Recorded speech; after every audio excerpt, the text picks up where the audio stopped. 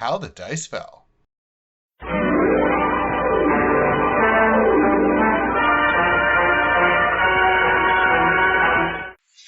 Daniels and the Trees of Knowledge. Part 4. So their plan is they have these like horrifying cognito hazard, brain breaking images from the insanity machine from the hamburger feet planet.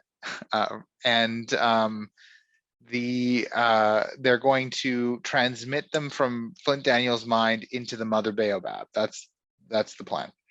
But the ship, since suddenly it was covered in mind snakes, it's now sailing towards shore, aka towards capture, instead of where they want it to go. So it's not going in the right direction. So they've clearly got to get to the bridge. That was their plan. But when they came up on deck, they immediately got attacked by some of the rebels that were on the ship, and they came out onto the open deck, and they just were pinned down right away by laser fire. There were snipers up on the communications array. There were snipers on the thing. There was like a gunner with like up on like the raised above the bridge. There was a guy with like a laser machine gun just blasting and the way the combat fell out, like a bunch of people, there was like a corridor, and a bunch of people no one was drawing the right cards to get out of the corridor and into the open. And we just sort of took that as like, well, they just didn't have the opportunity. They were just under heavy fire. But Chumley and Daniels were already out there when they got ambushed. So they took the brunt of the fire, but I purposely made it easy because I was trying to how people remember how to do combat. Also, I screwed some things up which advantaged the party, so that didn't, that certainly helped them out too. One of the neat things about this combat was every time one of the opponents got killed, they would be taken off the board, and a mind snake would be put on in place. It's the mind snake that came out of them. And those would like come at us and try and like get in our noses and take us over. So yeah, every monster had a final form that was, a mind snake. Yeah, the mind snakes were super easy. They had like one hit point, no defense. They were super easy to kill. But if they get on you, and they pull off their Z attack, then they get into you, and you have a chance of you have a chance of being infected. No, it didn't end up happening to anyone, so no one knows just what that will be like. But there was a lot of trying to make sure that these things blew up. One did get on to Flint Daniels. It like crawled up into his trousers. Yes, and people were shooting it. I was gonna shoot it, and Flint Daniels ripped his pants off before I could shoot him in the pants. Yeah, we were discussing like, yeah, can you shoot them when they're on someone? Will they take damage? And I was like, yeah, it's okay. You can just attack them directly.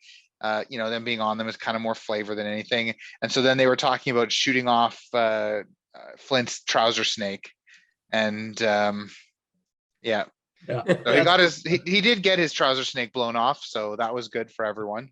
It didn't manage to infect him.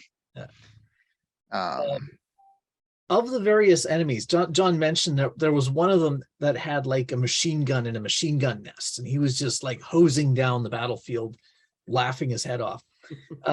And then when we eventually killed that guy, John initially forgot to put a mind snake in his place. And so I just figured, he actually wasn't infected. He was just in it for the shooting the gun. And, it's like, hey, yeah, okay, whatever. I'll shoot for either side.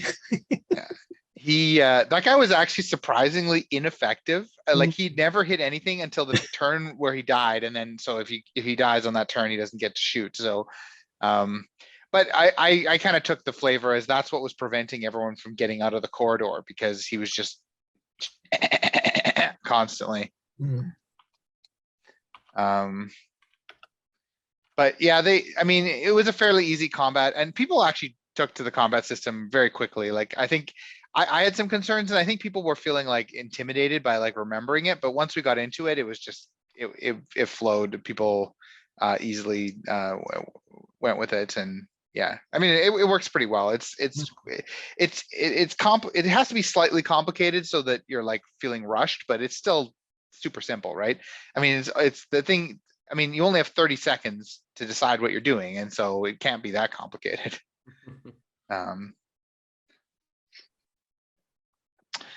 Yeah, so they fought off that bridge attack. One thing I forgot to mention is there were people attacking them from the smoking remnants of the lifeboats. So there's no more lifeboats, but yeah, I don't know. As soon as John laid out a card on the table that this was the lifeboats, my first thought was like, oh, okay, is the mother baobab brain within lifeboat rowing range of us?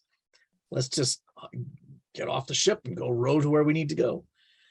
But no, I know that these sci-fi planets tend to be surprisingly small, but I doubt it's within rowing range of us.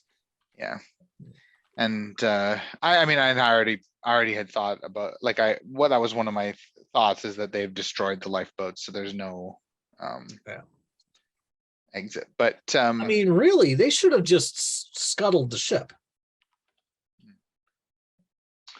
That's what I would do if I was a mind-controlled drone of the baobabs. I'd have just scuttled the ship. Yeah, I guess they might do that if they feel like they're desperate. Maybe right now they feel like they're on top, and it's just like, well, we'll just take them in. They'll all include they will all, including these aliens, get mind snaked, and then bing bada boom. But yeah, I mean, it is a good point. Like if it looks like they're losing, that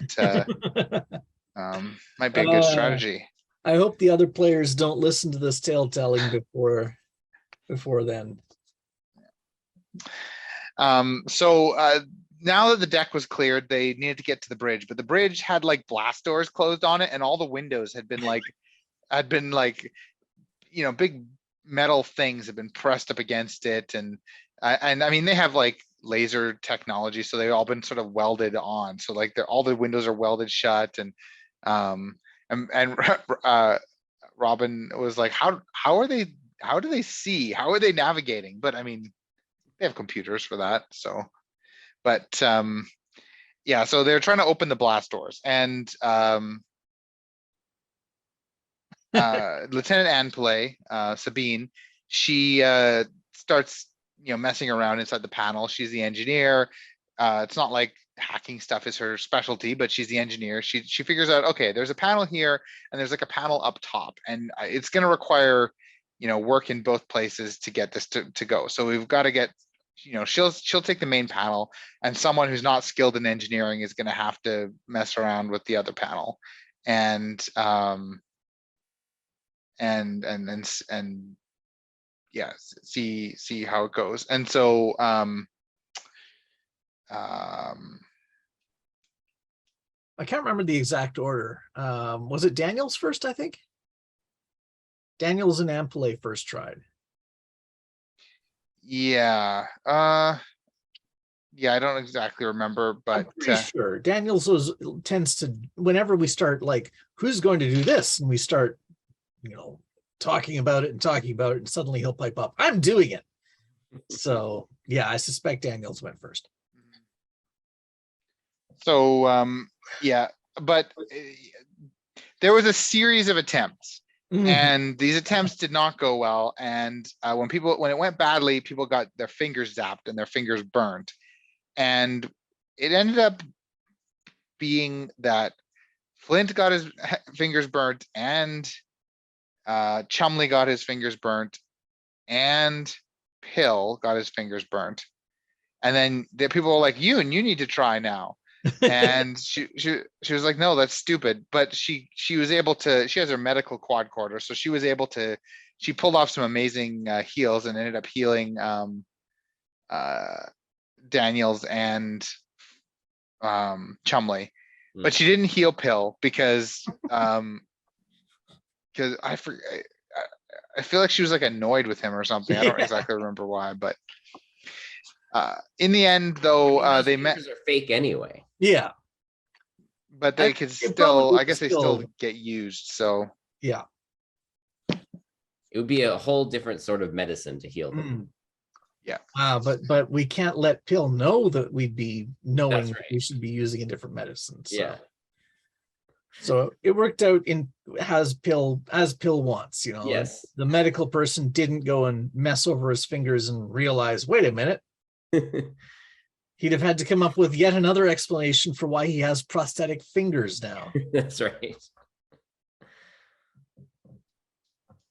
In previous adventures, Pill has established that he has a prosthetic bowel and a prosthetic head. due to past accidents and incidents. Yes. And also that he will not give blood samples because he is a Jehovah's Witness. Uh-huh. This is the most you character that you've ever played.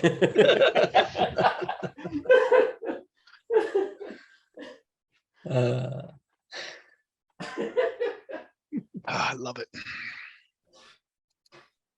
Anyway, so eventually we did get the door open though. Do we do anything special or do we just keep on trying until it worked? Yeah, he just kept on trying till it worked, which was Yeah. fine in this case because people were just getting zapped. So, Yeah. and eventually they got the blast doors open, and there was a whole bunch of like junk piled up like a barricade in front of the door, like just Mhm. metal tables and whatever random crap they had was just piled up there against the blast doors now that they were open. Fortunately, I have plasma grenades. So I made that pile of junk go away. Wasn't there Yeah. also some kind of weird grenade thing that you were holding on inside or something as like a kill switch? I can't remember. Way back at the beginning, that was going to be one of the special abilities that Pill had, is that he's got a self-destruct. But it didn't really come up in like putting it into the sheet, and so whatever. Okay. I have grenades; they work just as well. Was it that all of the other party members know that Pill is an alien? Yes. Yeah. Yes, they were taken aside by their commander at the beginning and said, Right. "Look, he thinks he's pulling one over on us. Right. Play along, and that way we will figure out what he's up to." And the party has been doing the play along part very well, but they haven't been doing the figure out what he's up to part. So, Which is typical for crews on Yeah. these sorts of missions. yeah. Anyway, Pill thinks he's doing a fantastic job. Anyway, we blew up the barricade, and as soon as that was blown up, there was just this storm of gunfire came out of the bridge.